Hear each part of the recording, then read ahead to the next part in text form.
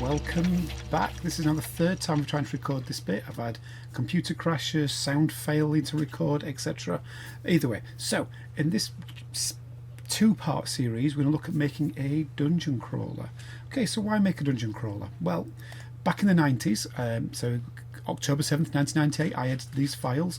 I made a bunch of sprites for what was going to be a dungeon crawler top-down 2D game. Back then I couldn't program, so a friend was doing the coding, I was doing all the graphics. Not sure it's not sliding it, never mind.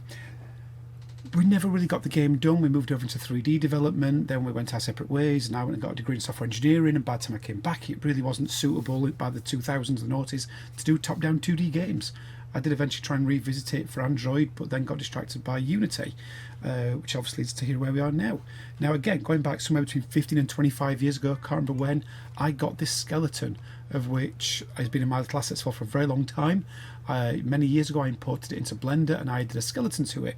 So if you've seen my last video, you saw me go into Mixamo. So what I've done to this time is I've gone into Mixamo and I've uploaded this character. So in Blender, I basically got a hold of it. It's a 3D model that I've used Rigify to attach the bones to. I've then exported it as an FBX file. And then in Mixamo, I just had upload character. And then just like I showed you in the last video, I can look for different animations and I can apply them to this my skeleton. So it should look like this. And it's not working again. For some reason, whenever I'm recording in OBS, it stops recording, stops doing the Mixamo thing. So guys, press pause on Mixamo and it starts pause on OBS and it starts working. So here we go, I've got an animation of a walk. Now at this point I can just press download. I could then choose some other animations. So I would suggest get a 3D model you're happy with. This is going to be the bad guy, so what's going to attack us in our little dungeon crawler. I can't remember which one I used, but I'll reveal it in a little while because I've already saved it. You know, then you can go on to other things like die animations.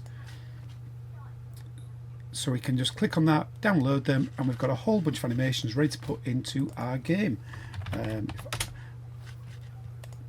This obviously looks a bit silly. Oh, right, I don't think I want that one because it's running off. But that might look alright if it comes up to kind of give you a bit of an undercut.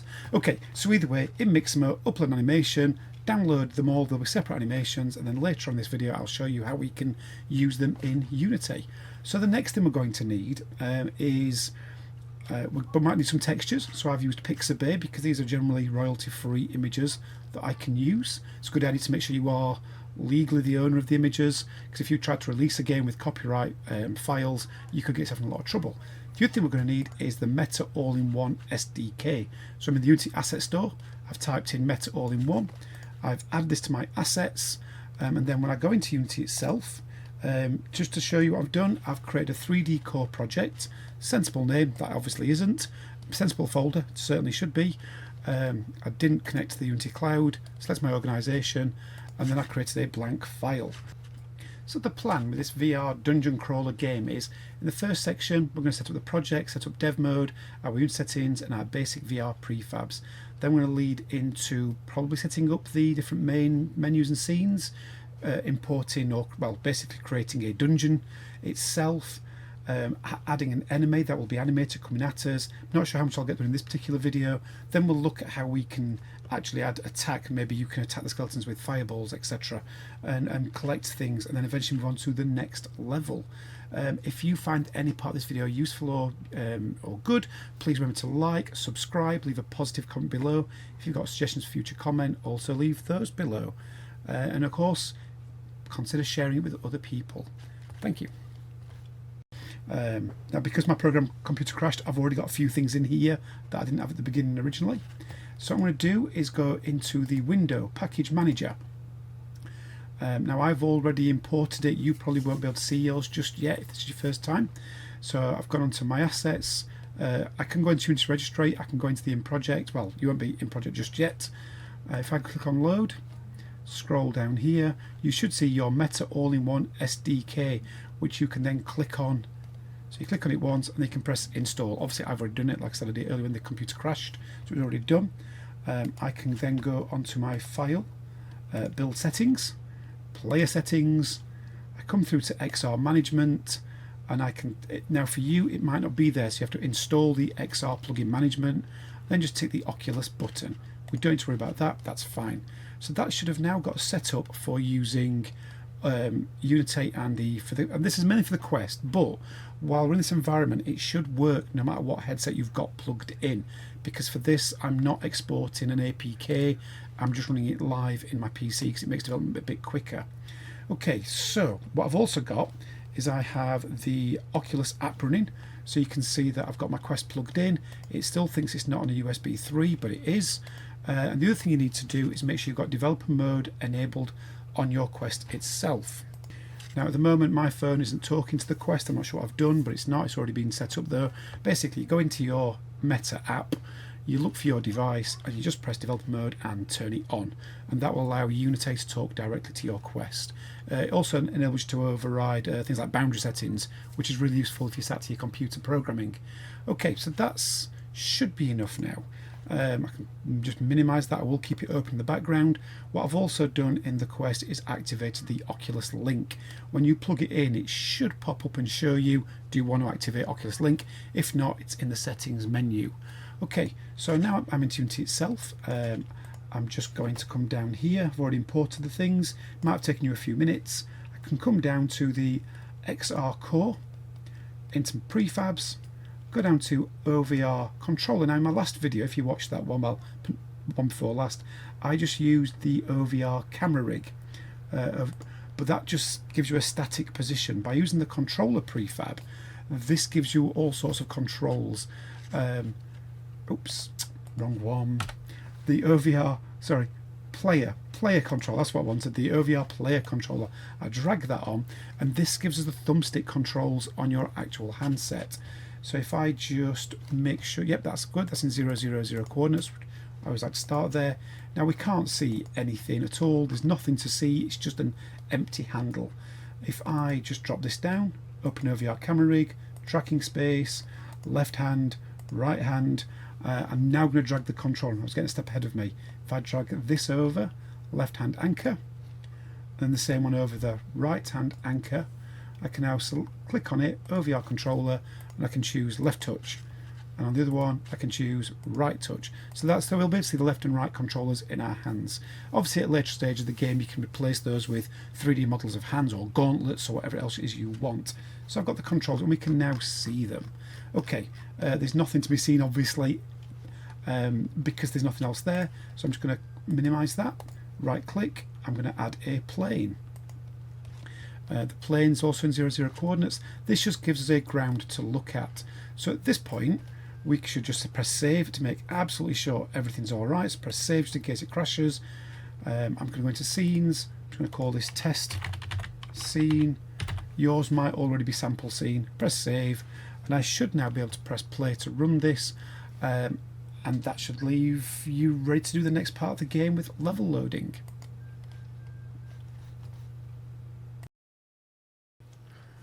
Okay, so everything just crashed on me, and I've had restarting absolutely everything.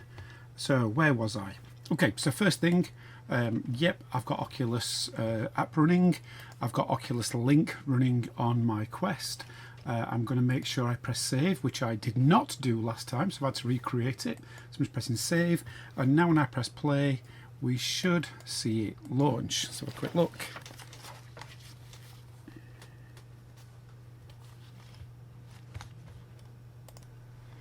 Okay, so as I'm looking around, not very exciting, just the plane, but it is showing that our VR is working, ready for the next step. Okay, so our next step is to do the level itself. Now if you've watched my previous video where I used Excel to create a level, then you'll know what's coming. If you've not, don't worry, I'll do a quick speed recap. So I've got into Excel, I've created a very simple level of just ones for walls. Later on I can add some more numbers from some other things.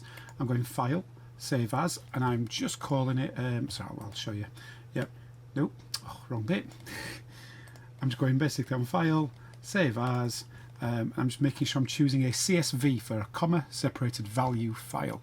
I've already done that, so it's not a big deal. And so I've already saved it, and I'm now going to drag it into my scene. Now again, I should really put this in a separate folder, so maybe I should put it into resource, but I'll just leave it there for the moment. You can see this is what it looks like, a bit of a mess, certainly not as clean and tidy as that is. So I now need the script. I've already created the script, so it's from my last tutorial, but I will quickly go through it. I'm just going to create an empty called level builder. I may change this later to make it this actual game controller itself. And if I just go into my scripts, I'm going to drag my level builder onto that, and it's asking for the map. So this is where I drag my level 1 CSV file onto there, and it's asking for a cube. I don't have a cube right now. I'm going to have to make one. So if I just create a cube, and this is what our wall's going to be. Now this gives us some scale to the game as well. This cube is 1 meter cubed, so our ground is not particularly big, but it gives us something to start working towards. So, by the way, what you can see there, I don't know if you can tell, if I had to zoom right in, but if you press F, it focuses in. So that's just the game controllers that we can see. So what I could do with is some textures. So I'm going to find some textures very quickly. Now I sometimes take photos myself when I'm out and about. Sometimes I'll use Pixabay or other royalty-free sites. You should not be using copyright ones because you could get yourself in trouble later on, especially if you try and release your games. So I've just dragged those across. I should really bring those into my textures folder. So these are just some stone textures I got off Pixabay. So I'm just going to drag. Is that the one I actually want? That'll do.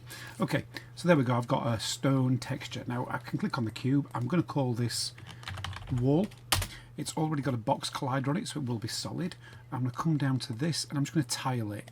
So I'm clicking on tiles 2 by 2, just so it looks a bit more in keeping the scale. But again, you can play about with these things. And I'm also going to put the stone texture on the ground. And again, I'm going to tile that, say 10 by 10. Oops, that's not what I wanted to do that with. Clicked on the wrong thing. So I'm going to make that 10 by 10. So I know it's tiled, but it now looks like it's slabs. It'll do for the moment. If I was to run and test that now, we should be able to see something a little more interesting. Let's have a quick look.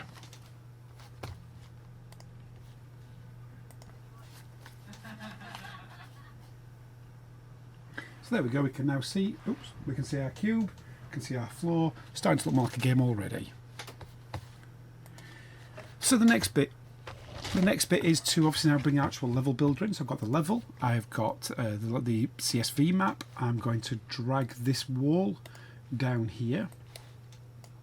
So it now knows it's a prefab, it's converted it. So I can click on my level builder, I can drag my wall onto there, and now it knows it's going to build the one. So wherever it sees a 1, it's going to put that wall piece at the height that we need it. So let's just see if this is going to work. Let's press play. I'm not going to worry about the headset for the moment.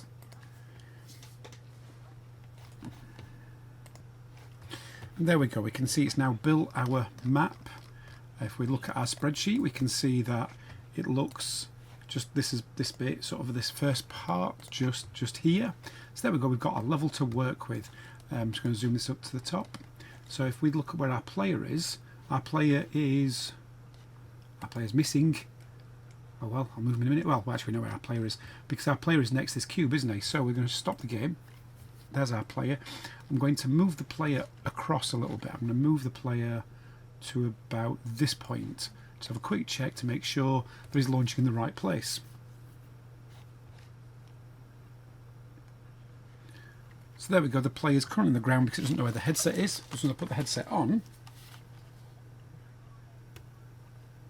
There we go, we are now in our level, but we can see these walls really are just a metre high. Now I'm obviously sat down to my computer, so it's just about my elbow height. That clearly isn't big enough, so I'm going to change one of the settings.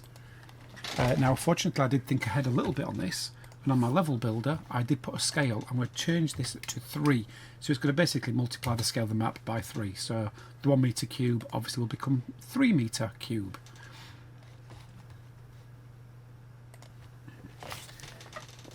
Now it looks like I'm still in the wall though, so I'm going to have to move myself over a little bit. Oh, there we go. Oops, I am now underground. That's not good. Let's have a quick look and have a play.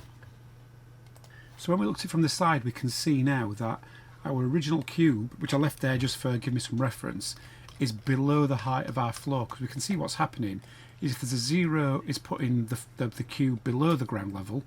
Well, should have been. So I'm going to need to move this whole thing up a little bit. So if I just move our player controller, I'm just going to come to the side view. Now this is a pain because as I do this, as soon as I press stop, that's going to disappear altogether. So I'm going to move our player up a little bit. I'm just going to press play again and see if that's about the right height.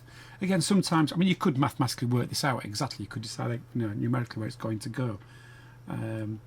We are still below the ground level. This is a sort of the fun of game development at times.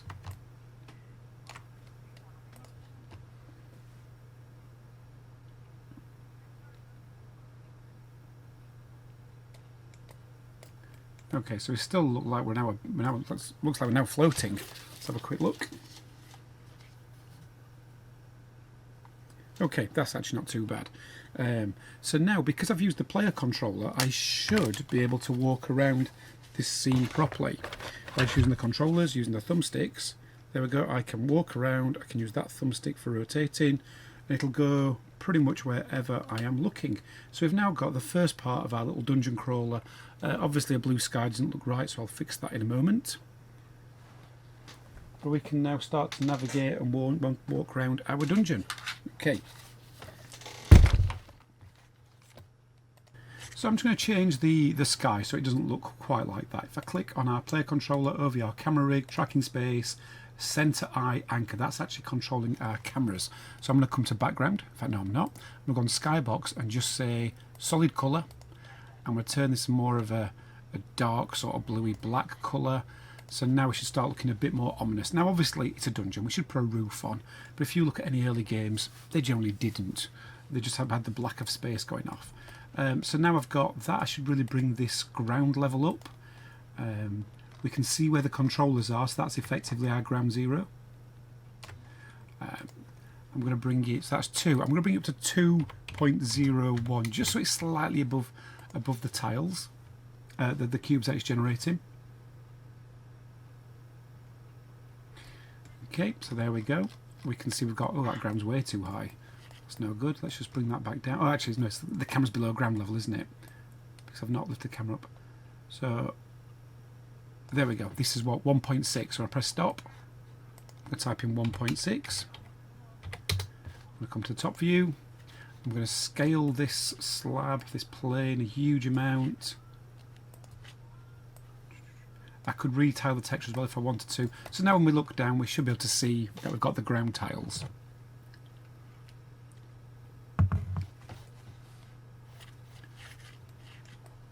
Okay, still not covering all of it because our thing's actually 20 by 20. I'll do one more thing, and then we'll start having a look at the next stage. So I'll make that a bit bigger, zoom that over to about there. That might be sufficient. In fact, let's just do it proper, shall we? 10, 10, 10. Oops. Press tab too quickly. There we go. Move that up. I'm just using the controller on that cube as a reference point. Okay, I might change those 20 by 20 as well. One last look, and then we'll look at the next bit. So that should really give us a dungeon to work with, and of course this way you can have a bit of fun, go back into Excel. You don't have to use Excel, by the way, you could just use Notepad. But yeah, I shall show you the script for those who've not seen the previous video. So if I go into my scripts, open this up. Okay, so this is the script for the level loader. If you've already watched my previous video, then by all means jump to the next chapter, and you can skip through this bit. So this is the text asset. This allows you to load in a text file. I'm calling it the map CSV. I've created an array, an integer array, 2D array, so that's going to let us have our row and columns. I'm calling it a maze.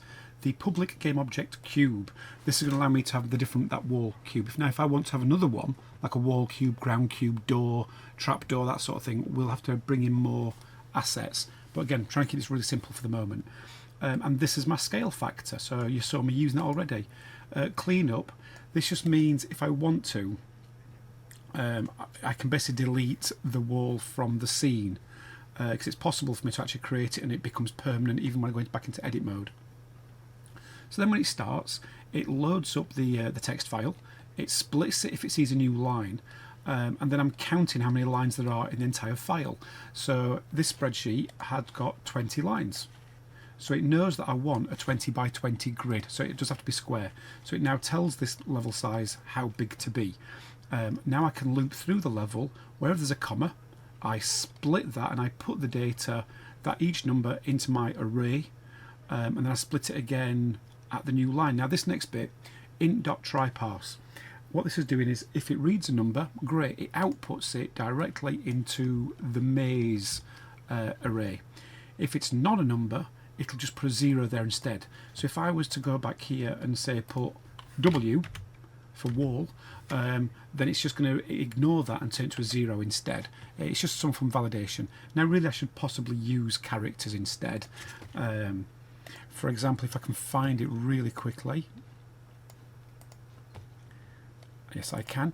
Way back in the 90s, when I was working on the other graphics previously mentioned, this is how we were creating the maps back then. So I could very quickly convert my program to load this in. I could see what it was we were working on 25 years ago, 26 years ago.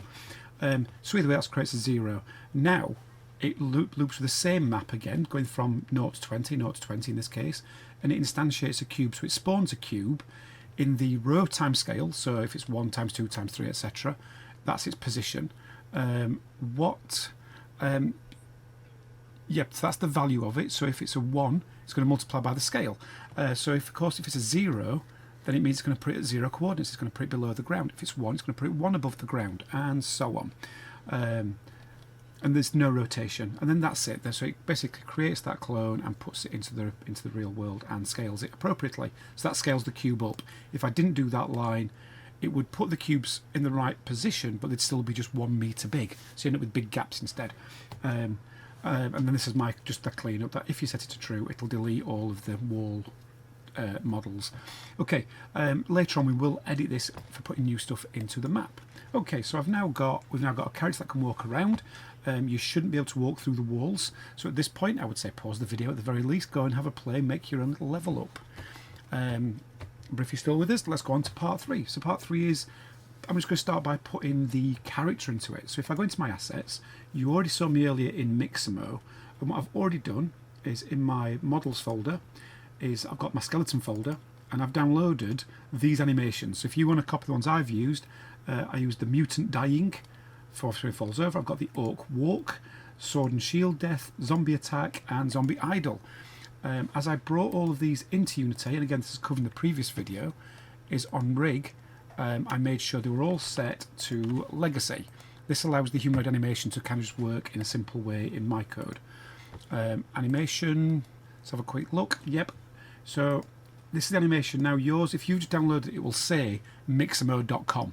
So what I've had to do is open up every single one, and then rename where it says mixamo.com to the actual name of the animation. So I've got die 1, walk, where's the other one? Die 2, idle, I think I just missed one, didn't I? And attack. So they're my things. So that was important because if I just drag, what's my error message whinging about? No, that's fine, let's just clear that for now. If I just drag one of those on, so I'll close this all down. I'm just going to stop playing, there we go. I'm going to go to wherever our controller is, there we go, that's where it is. I'm going to zoom out a little bit. I'm going to bring our skeleton on. So I'm going to start with the zombie idle. So I'm going to put zombie idle just there. Now this is something else, because this is quite an old animation, it's the wrong scale. So if I just click on all of these and check the model, oh nope, I've already scaled, that's fine. I scaled to 0.7. That brings it down to about 6 foot tall, about 1.8 meters approximately. I did that already before starting this video. Okay, so I've already scaled it. By selecting all of them in one go means I could change all of them. So I've got zombie idle, there he is. I'm going to rename this now to skeleton. Doesn't really matter what's the rest of it. So if I come over to this side, animations, there's the idle animation, but I want to add the others. Again, what I should really do is go into something like Blender and embed the animations in one model, but this is a really quick way of dealing with it. So I've got the idle already there. I'm going to go into orc walk. I'm going to drag the walk to the element. I'm going to go, close that one down. I'm going to go on to my attack. Doesn't matter which order you put them in, but this is just me because I want them in the order of which I might use them. Close that one down. Go on to my mutant dying, die 1. Because I've got 2 different die animations, so I can choose between them, and die 2. So I've now got all the animations set up. I could potentially delete these. I'm not sure what damage it would do, so I'm not just going to leave them alone. So I shouldn't have to go in that folder again. I've now got my skeleton. It's got these animations. And if I was to press play now, we should see him idle animating.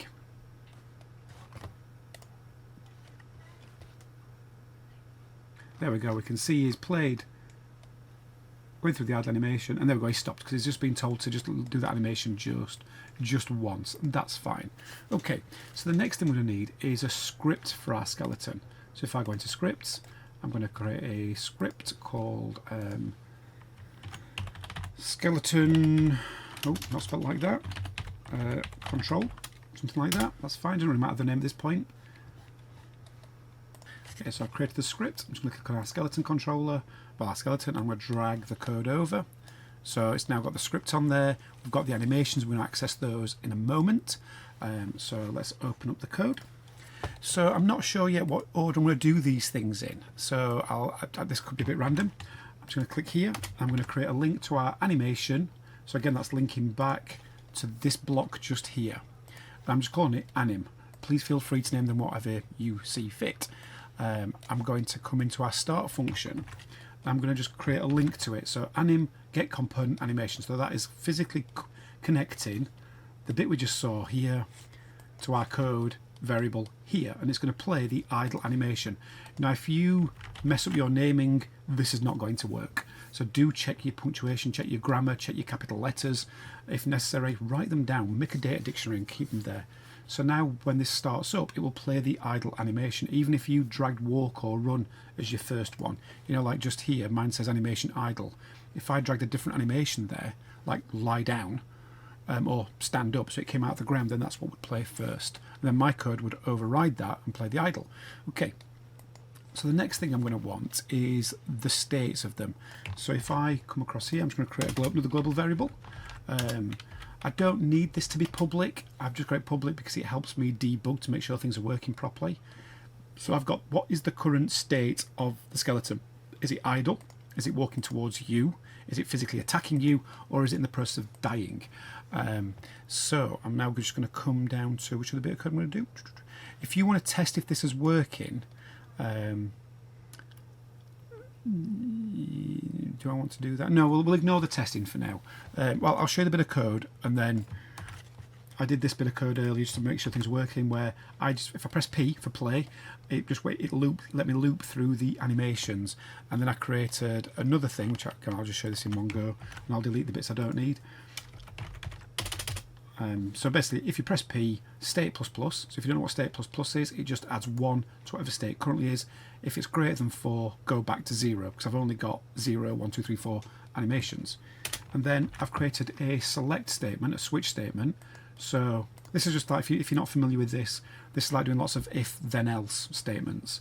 So flicks it, if it's 0, play idle, and then it stops. It doesn't check anything else. I'm just going to comment these bits out for the moment, otherwise it'll get upset. Okay, so I've got press P to play the animations. So state, if it's 0, it'll play the idle. If we press it, it'll go to 1, so then it'll play the walk animation. And what the break does is the break means it exits the switch statement. It doesn't even check these. That's what kind of makes it more efficient than an if then else statement, because the if then else keeps checking all of those. This will now physically just end, and it won't read the rest of the code, so it's a little bit faster.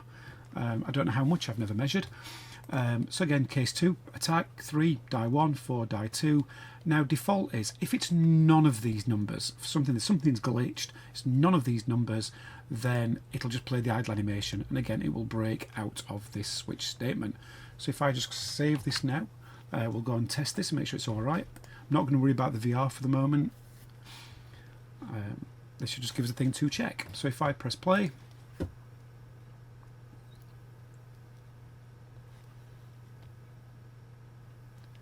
so there's our skeleton playing the idle animation. Is he going to stop? Nope, he's going to keep on going now, because our little loop is saying if it's 0, play idle. So this keeps that animation playing over and over now, and it'll only restart when it gets to the end of the loop keyframes. So if I just press P, there we go. We can see he's now walking on the spot, because I just removed the code from moving forwards. Press P, there's striking out at you. P again, he's going to dying animations. And the next P, also dead. Now the only downside to this is once it stops, is it's going to play that animation over and over again. So we'll need to fix that in some code, either in this lesson or in the next one, not decided yet. So let's go back to this bit of code. So I'll come back to this walk in a minute. I need some other variables now. I need to sort of track. So the idea is if you get too close, it's going to come at you. Otherwise they'll attack you in one go. So the next things I'm going to need is your position, you the player. Let's have a quick look at this. So I've got this public float velocity equals 1. That is public, so that if we want to, we can change it over here in Unity if we think it's moving too fast, too slow. Public game object player position. So this is linking to you, the VR player. And this is just me saying how far away are you. We don't need this to be public. It's just I was testing it to make sure it was what the numbers were looking like. So this is the distance between this skeleton and you, the player. So I'm going to come down into my update function. So I can really kind of get rid of this now. I'm just going to comment it out for the moment. If you want to play with it, you can. Okay. So our next little bit is to work out the distances. So fortunately, Unity has this built in. Otherwise, we'll be doing three-dimensional Pythagoras. So we've got this variable distance, and it's a vector 3 distance. Like I said, this is just Pythagoras, but using an x, y, z rather than an x and a y, or should we say, rather than the a, b, c. So it's going to get the position of the skeleton, the position of you, the player, work out the distance between you, and I'm saying if the distance is greater than 5, so you're 5 units away, like 5 meters, then just idle, don't come at you. And this is a number you might want to play with. If it's less than 5, then I want it to walk towards you, the player, and attack you. If it's less than 2, don't need that F there anymore. If it's less than 2, I want it to attack you. And this is definitely a number that we'll need to play with to make it feel like it's all right. We don't want it too close because it causes massive graphic glitches. But that should now make it track down. So I'm going to come down here. In fact, can we test this without going any further? I think we can. We're still not going to walk towards because I'm not programming it to do that just yet.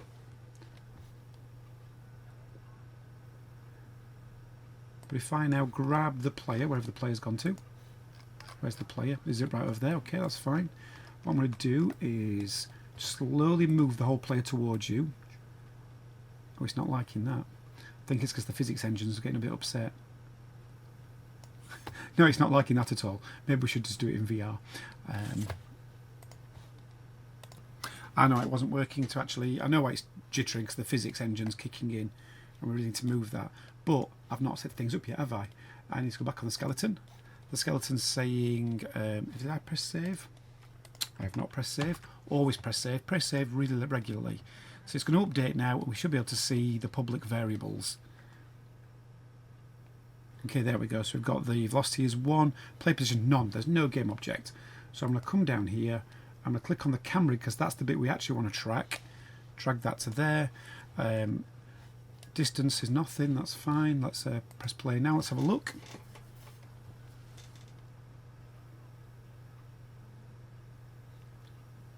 Okay, so if I grab this, still not liking that, is it? Oops, we've lost this thing. Okay, so if I press play now, I'm just going to move the camera rig rather than the whole control because the physics engine's not liking my my settings at the moment. So if I just drag the camera rig up, as we get a bit closer, we should see the animation start to walk. There we go, he's walking. And as I get too close, he's going to do the swing attack. Obviously, he's not looking in the right direction because we've not told him to just yet. When I press stop, it will reset everything back to where it was. Okay, let's go and fix the code.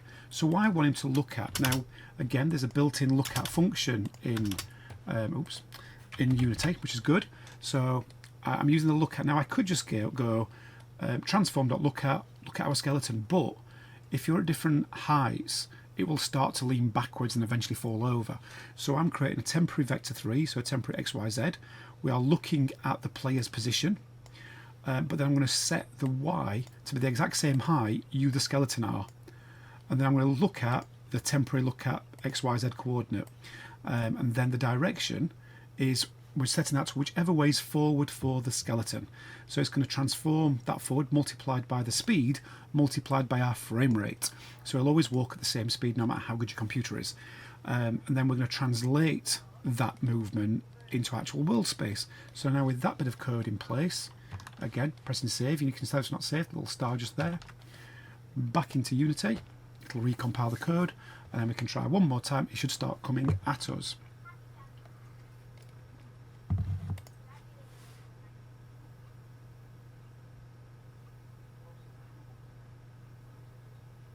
Okay, so I'll move the camera again. I'm going to move it. Can I move it up a little bit? No, it's not letting me move up. But if I move it forwards, it should start to come out. There we go. It's coming at us now. And if I move away, it's coming after us. And if I move away too quickly, there we go. It's stopped. So you might want to play about with those numbers. You might even not be as generous. If I move through the wall, let's see if we can tease him through the wall. He should only get as far as the wall and then kind of stop. There we go. So he can't. Oh, he has come through the wall. That should not have been possible. Oh well, that's something we're going to have to fix. But I'll press stop there. Okay, I know why I've not done it. Let's click back on the skeleton. We need to add some collision detection. So I need to add a box collider.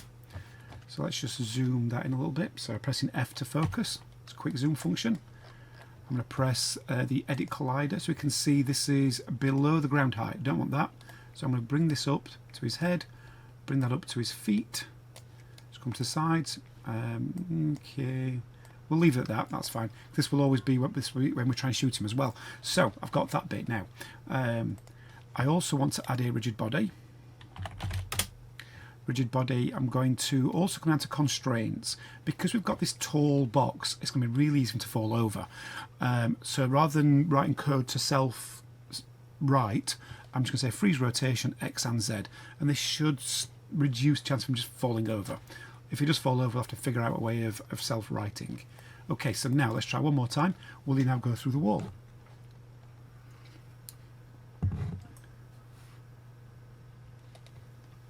There we go, he just sort of sink onto the floor just then. So I'm going to zoom back out a little bit, find my player, find my tracking space. Let's move towards him. He's coming after us.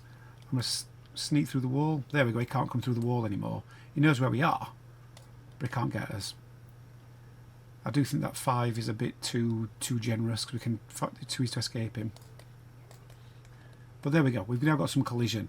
Okay, so I think one more thing before I stop for today is we could now duplicate this. So now I've got this skeleton working, we've got some code attached, we've got some moves, we've got some attacks, we've got some moves. At some point we're going to want to give him some health, but we'll save that till next time. So if I was to just drag this down here, skeleton, I have now got, oops, why is that already thinking it's a prefab? That's concerning. Okay, I'm going to cancel that, I'm just going to rename him. I think it's just clashing with something else in my subfolders. So if I call this skeleton, oh, I hate variable names. The hardest part of programming, I think. Skeleton, a bad guy. I don't know. I'll think something better later.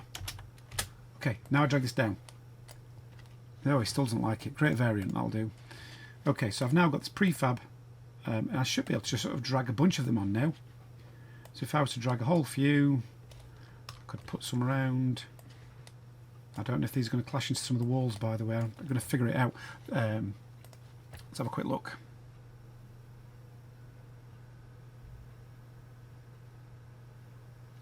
Oh no, that'll do nicely. Okay, so let's go into the VR and have a little look what this is looking like. Okay, so I've got the controllers, I hope.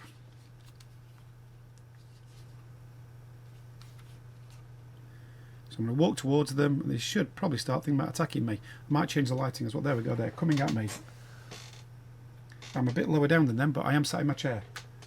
Okay, so that's obviously not worked. It's not brought the full code in. We'll have a look at how to fix that in a moment. But obviously if I'm stood up, let's have a quick look. There we go, I'm a little bit bigger than him, so I might actually change that. Okay.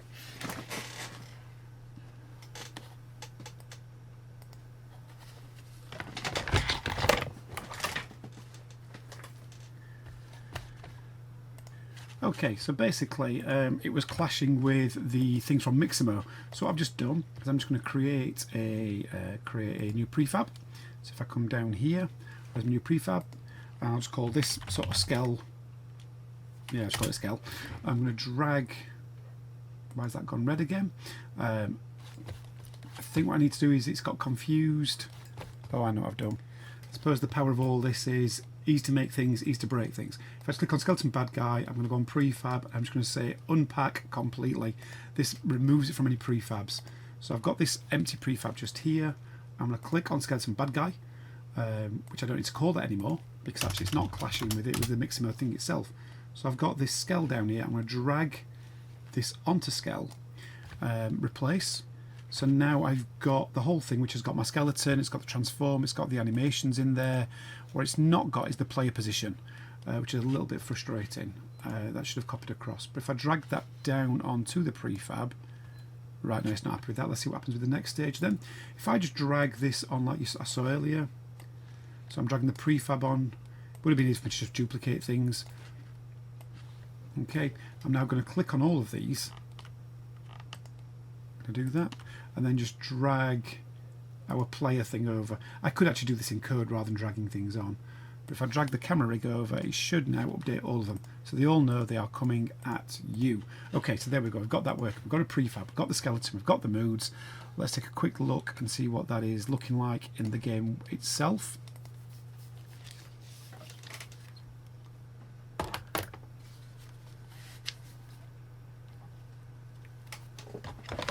So there we go. They're all lined up.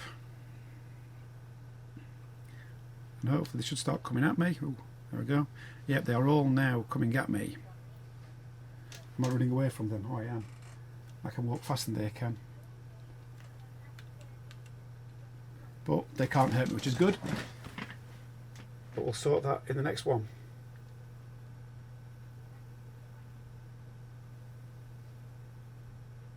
Okay. Okay, so we'll leave that there for today. I'll stop that playing.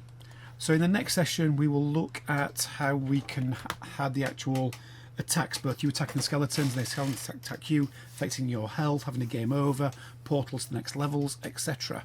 Hope that'll be out in the next few days, and I shall see you in the next one. But as always, if you found any part of this video useful or helpful, please do like, make sure you've subscribed, leave a positive comment below, and that will help develop the channel. I'll see you later.